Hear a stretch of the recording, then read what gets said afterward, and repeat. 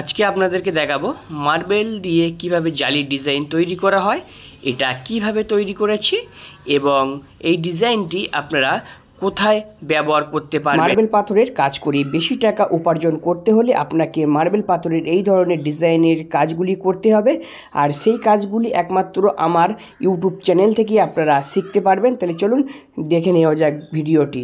YouTube থেকে দেখলে marble design etc Khokon চ্যানেলটি সাবস্ক্রাইব করুন এবং ফেসবুক থেকে দেখলে খোকন গাজী এই পেজটি আপনারা ফলো করে রাখুন।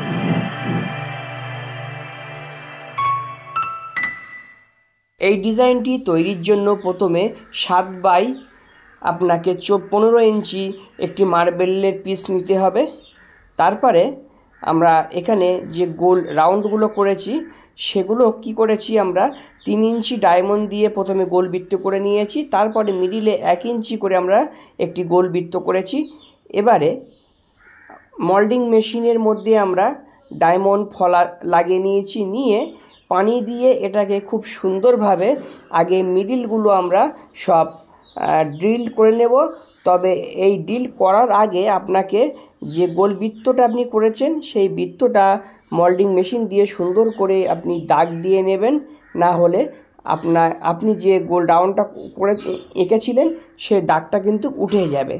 এইবারে খুব সাবধানে একটু বেশি পরিমাণে পানি দিয়ে এইভাবে আপনারা গোল বৃত্তটি করে নেবেন।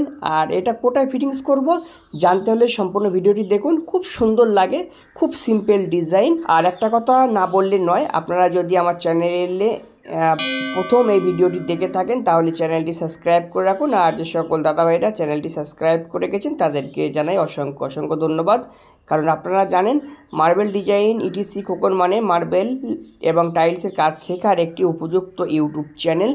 তো প্রথমে ড্রিল মেশিন দিয়ে ড্রিল করে নেওয়ার পরে বাড়তি যে অংশগুলো আছে সেই অংশগুলো এইভাবে আমরা দেখুন কাটার মেশিন দিয়ে আউটসাইডগুলো আমরা কেটে ফেলে দেব। ফেলে দেওয়ার পরে তারপরে আমরা আবারও মোল্ডিং মেশিন দিয়ে এটাকে ফিনিশিং করব। একদম ইউনিক একটি ডিজাইন এবং দেখতে খুব সুন্দর লাগে। তো আপনারা ভাবছেন এইটি কোথায় ফিটিংস করবে, তো আপনাদের অবশ্যই ভিডিও শেষে সেটা দেখিয়ে দেব। তো দেখুন এইভাবে আমরা সাইডগুলো সব আগে কেটে নেব, নিয়ে তারপরেই কিন্তু আমরা ফাইনাল ফিনিশিংটা করব। আমার এই ভিডিওটি আপনারা কে কোথায় থেকে দেখছেন অবশ্যই কমেন্ট করবেন, যাতে করে পরবর্তী ভিডিওতে আপনাদেরকে ধন্যবাদ জানাতে পারি। এবং ডিজাইনের কাজ কে কে শিখতে চায় সেটাও কমেন্ট করবেন। দেখুন আমাদের মোল্ডিং মেশিন দিয়ে ফিনিশিং করার পরে আমরা ওয়াটার পেপার দিয়ে ফিনিশিং করে নিয়েছি।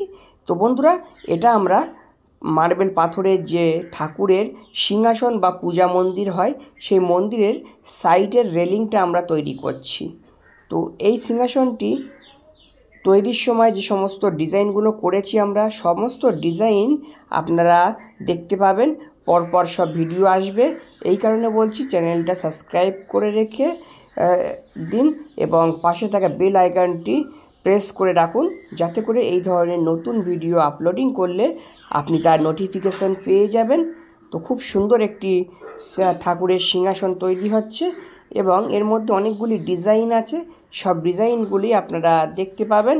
তো আমার এই ভিডিওটি কেমন লেগেছে আপনাদের অবশ্যই আপনারা কমেন্ট করে জানাবেন।